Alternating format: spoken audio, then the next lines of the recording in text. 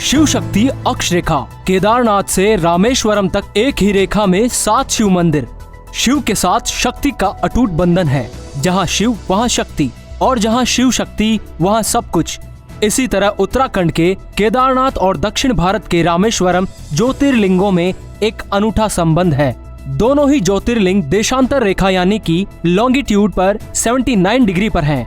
केदारनाथ और रामेश्वरम के बीच लगभग 2383 किलोमीटर की दूरी है। इन दोनों ज्योतिर्लिंगों के बीच 5 ऐसे शिव मंदिर भी हैं जो सृष्टि के पंच तत्व यानी जल, वायु, अग्नि, आकाश और धरती का प्रतिनिधित्व करते हैं। इसके पीछे कई रहस्य छिपे हुए हैं। ये महज संयोग नहीं है कि ये 7 शिव मंदिर एक साथ एक ही कतार में आते हैं। 2 ज्योतिर्लिंगों के बीच ये 5 शिवलिंग सृष्टि का संतुलन बनाते हैं। ये सारे शिव मंदिर 1500 से 2000 साल पहले अलग अलग कालखंड में स्थापित किए गए, लेकिन इनके बीच से पंच तत्वों और देशांतर रेखा का संबंध योजनाबद्ध ही माना गया है। उत्तराखंड का केदारनाथ मंदिर, आंध्र प्रदेश का श्री कालहस्ती शिव मंदिर, तमिलनाडु के जम्बुकेश्वर, एकाम्बेश्वरनाथ, अरुणाचलेश्वर, थिल्लई नटराज और रामेश्वरम के बारे में मान्यता है कि ये सृष्टि के पंच तत्वों का प्रतिनिधित्व करते हैं।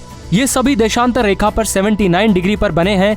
इस रेखा को शिव शक्ति अक्ष रेखा भी कहा जाता है। इन मंदिरों का निर्माण करीब 4000 साल पहले हुआ था, जब अक्षांश और देशांतर रेखाओं को मापने के लिए कोई उपग्रह या तकनीकी ही उपलब्ध नहीं थी। इसके बावजूद ये सभी मंदिर यौगिक गणना के आधार पर देशांतर रेखा पर 79 डिग्री पर बनाए गए हैं। पौराणिक मान्यताओं के अनुसार रामेश्वरम में ज्योतिर्लिंग की स्थापना त्रेता युग में भगवान राम ने समुद्र पार करने के पहले की थी। वहीं अगर बाबा केदार की बात करें तो इस मंदिर की स्थापना महाभारत काल की मानी जाती है, जब कुरुक्षेत्र युद्ध के बाद पांडवों ने भगवान शिव को प्रसन्न करने के लिए हिमालय में उनकी उपासना की थी।